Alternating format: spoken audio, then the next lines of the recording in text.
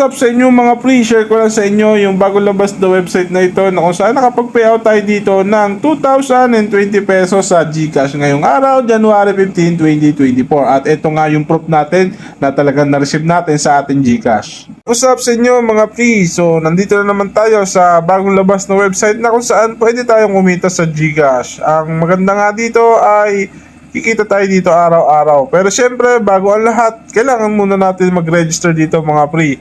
So ilagay nyo lang mga pre dito yung mobile number nyo, gawa kayo ng password. Yung makikita nyo ng numbers at letters dito mga pre, ilagay nyo sa enter captcha and then gawa kayo ng withdrawal password dito mga pre. Ang kailangan nyo gawin ay tandaan nyo yung password na ginawa ninyo dahil importante yan. Pagkayari nyan mga pre, pindutin nyo tong sign up at makakagawa na kayo na account.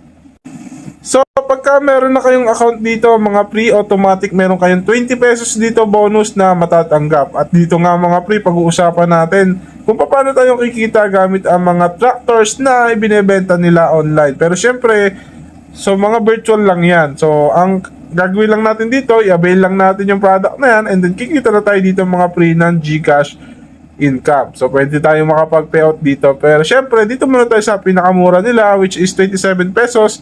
Yung iyong kikitain araw-araw kapag binili mo itong compact tractors at dito naman sa specialty tractors 59 pesos yung kikitain mo sa GCash at dito sa row crop tractors 102 pesos sa GCash yung kikitain mo at 170 pesos pwede ka rin kumita rito mga pre ng 253 pesos 525 pesos 837 pesos 1,479 pesos 3,410 pesos, 6,930 pesos mga pre, at 11,160 pesos GCash yung kikitain mo araw-araw.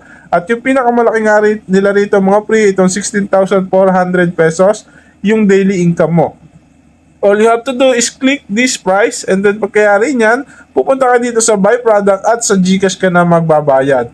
Remember mga pre, kailangan nyo screenshot yung proof ninyo dahil pupunta kayo dito sa orders at kailangan nyong i-activate ang inyong orders or product na inabail kung sakaling hindi siya mag-automatic success. So, if success na yan, ang kailangan mo lang hintayin dito mga pre, yung income mo. At kung mag-withdraw ka naman dito, click mo lang tong my bank information, ilagay mo dito yung GCash, GCash name, at yung GCash number mo. At isubmit mo lang yan mga pre, pwede ka na makapag-payout.